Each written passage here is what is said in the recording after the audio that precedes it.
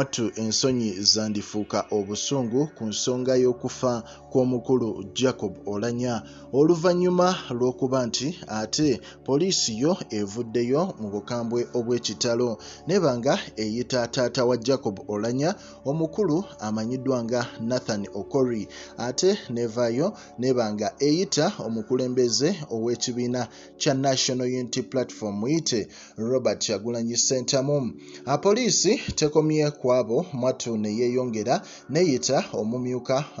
ssentebe wa NRM mu Buganda ng'ono amanyiddwa nga Godfrey Kiwanda era n'omubaka amanyiddwa nga Gilbert Oulanyah, Minisita Chris Balyobunsi n'abalala okubanga beeyanjula eri poliisi eno basobole okubanga bagiyambako ku kunoonyereza ku bigambo abakulu bano bye bazze batambuza mbu kigambibwa okuba nti sipiika yaweebwa obutwa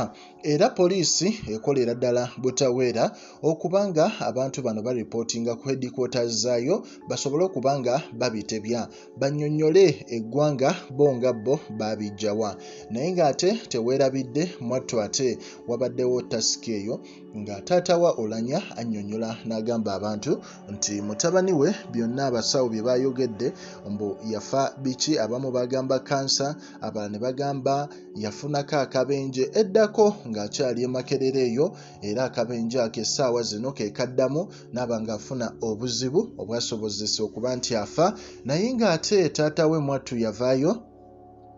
n'agamba nti omukulu oba mutabani wange nga temunnamuddusa bweru yaŋŋamba nti baamuwa obutwa abantu baatamugamba era n'omukulu amanyiddwa nga Kiwanda ya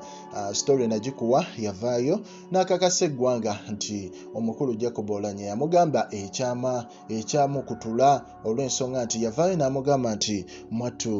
Kiwanda bampa obutwa babumpa era essaawa zino nina obuzibu mu byenda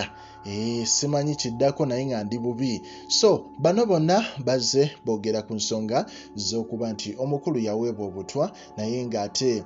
mwattu teri kikolebwawo ate omu n'avaayo n'agamba nti